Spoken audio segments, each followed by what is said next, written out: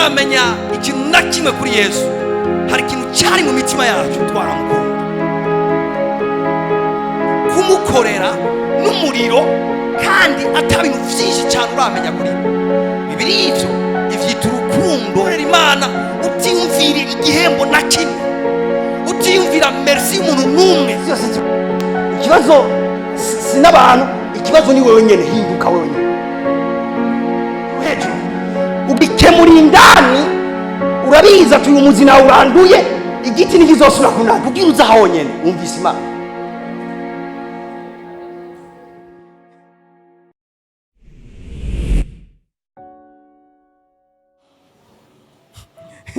Praise God. Hallelujah. Alors, wari Imana, kimwe mu bintu bikwiye kuba mu nzu y'Imana ni excellence. Twese tuvuga ati excellence. Twese tuvuga ati excellence. Wari Imana, mu nzu y'Imana nimba ari ahantu hakwiye kuba excellence, ni mu nzu y'Imana. Gusa igitangaje, nari nzu y'Imana, Imana yashimye ko abana bayo aribo bazoyigira iyo nzu kuba nziza canke mbi.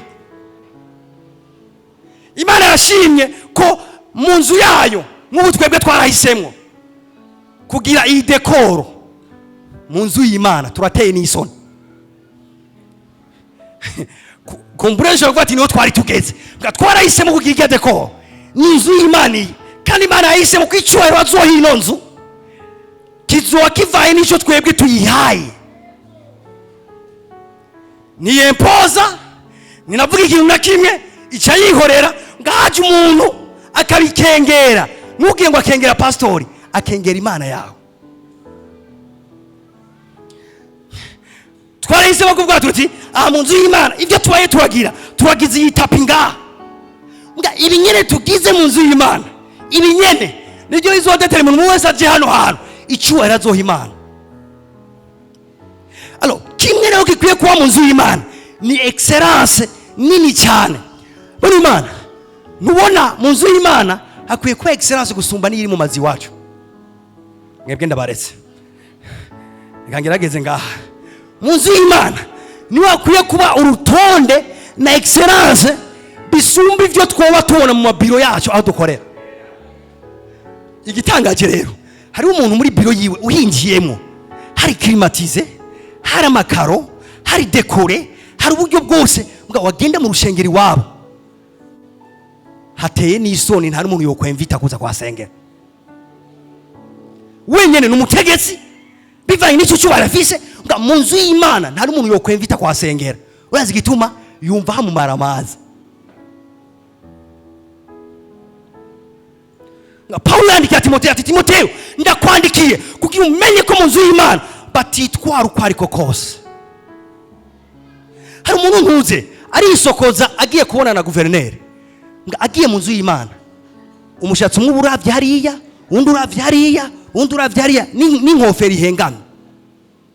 Uratinya Imana wewe? Ibaze guverineri, uragiye kwa guverineri kumwaka ijambo, urabanza ukisuganya, ukaraba ko sentire imeze neza, ukaraba ko byose imeze neza, hama gacuza ati nyakubahwa guverineri. Uri Imana, utu tugeste duto tugira burya turadetermina Imana yacu yariyo. Ico duyicyuwa gusumba ikindi cyari ico. Ni umva umuntu yari yaciye bugufi gutyo imbere y'umushefu wiwe, ageze mu nzu y'Imana n'umubarubaru, ibintu byose abigira uko agomba, ikirato ntagisiga aje gusenga. Ingene banda mani mani nimba ari ahantu warukwiye gusigikira tuje gusenga ni mu nzu y'Imana. Ndashira mikrofone hasi mbandanye. Nimba ari ahantu warukwiye kwambara impuzu nziza igukwiye ni mu nzu y'Imana.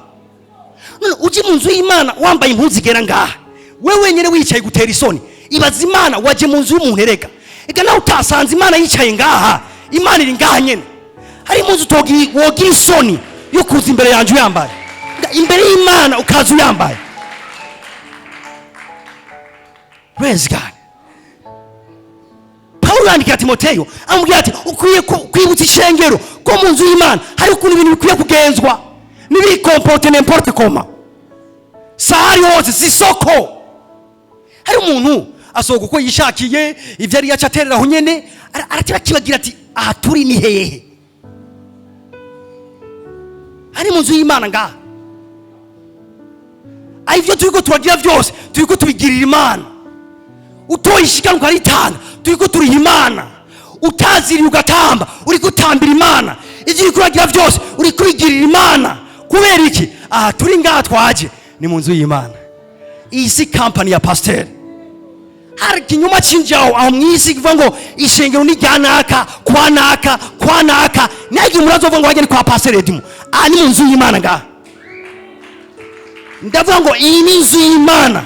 Ukwiye kumenya ko uje mu nzu y'Imana hari ukuntu womera, hari ukuntu wokwifata. Hari ibintu bitemewe ngaha mu nzu y'Imana. Biratangaje ntuze ko abantu baraciye bugufa ahantu hose imbere y'abandi bategetse bageze imbere y'Imana. Yo aragira ibintu nkamwe mubwira ati bigira imbere ya papa wawe nta nivyo wogira. Imbere y'Imana ari hazard akwigira. Harumva yo bigira. Mu nzu y'Imana umenga na ahantu umva ngo turi mu buntu. Understanding y'ubuntu ingene yisha abantu mu mutwe bagatahura ibintu mu buryo butaribwo nivyo bintangaza. Uyu muntu yandikiye Timoteyo ati uko bikwiye kugenzwa mu nzu y'Imana niwe yazanye message y'ubuntu. Ati mu nzu y'Imana yakwiye kwivyara ivyo byose mu nzu y'Imana. Ukwiye kwigenesera mu nzu y'Imana, mvuga gute, nkora gute, ngenda gute, anda ahantu mu nzu y'Imana. Mushake mu nyange nta kibazo. Simwe mwantumye. Praise God. Vuga ati mu nzu y'Imana hari ukuntu bikwiye kugenzwa.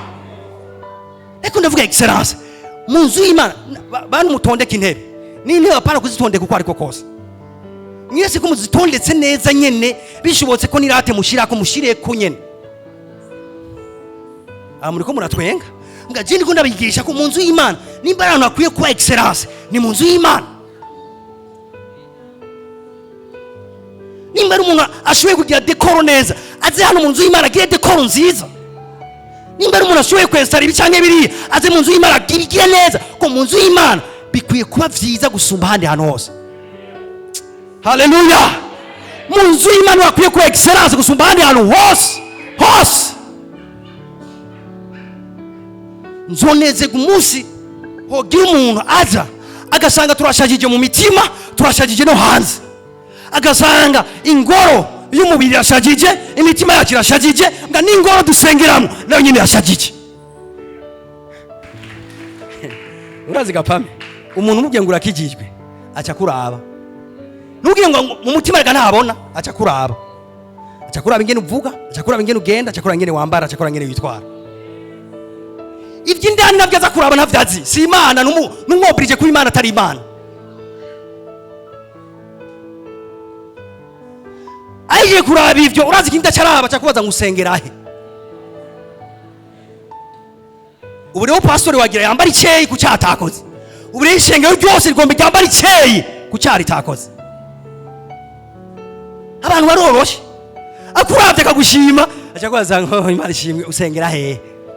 Uramwespiye yumva umenga yo kwifatanya nawe yumva yomera nka wewe. Mugarira kuravye kakugaya arakuraba acha kubaza ati usengera he. Apana kugira zobuze n'undi muntu wese azokumva afite icyo cyimviro cyo kujanya.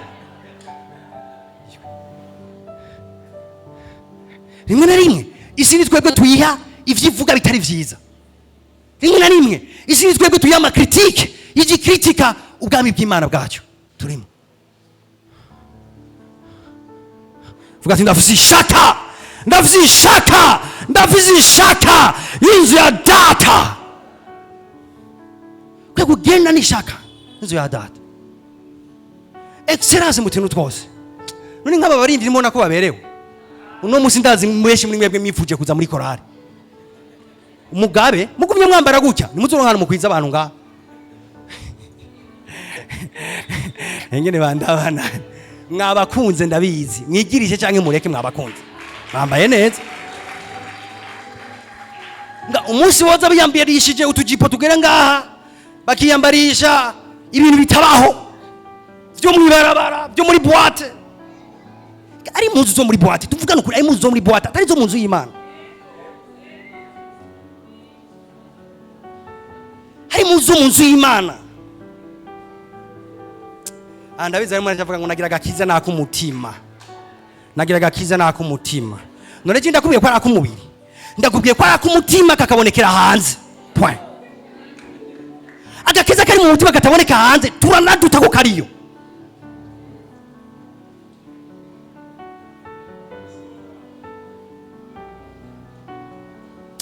Yo. Abamuzisi bavuze neza bakabihanahana bikavuga neza twese twumva turyohewe. Kubera iki? Twaremwe mu buryo ibintu byose mu nzu y'Imana birimo excellence biraryoha. Yabiryoshe. Vuga ati iyi nzu yanje, iyi si soko najemwo, ahasi mu bunywero, ahasi ku kazi, aha ni mu nzu y'Imana.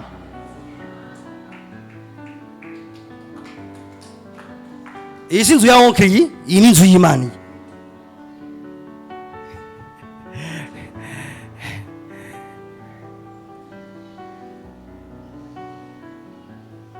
Mu nzu y'Imana nta banyacyubahiro bariho. Simvuze ko cyuhinduka kutaba umunyacyubahiro. Mugabo mon frère ufite icyubahiro gitonyi cyane ku Mana. Kuri twebwe ubw'icyubahiro kinini mbwa ku Mana. Cyabugufi uri mutonyi gose cyane. Tazira Imana, uryoherwa Imana, winezerererwe. Nta kururashi kutotazira Imana. Nta kururashi kutoha icyubahiro Imana. Ntariho. Believe me, ntariho.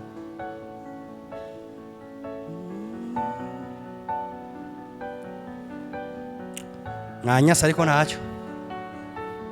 Nakibaze kavuga ubutumwa twigwa ndikwama dukomerwa meshi imisi yose. Reka arigiye gusa dufyonda ibihute tukabifyonda. Tukabifyonda. Hama bimaze kuvayo. Bagaca bagaruka ngo warakoze pastor. Shagara ngo warakoze pastor.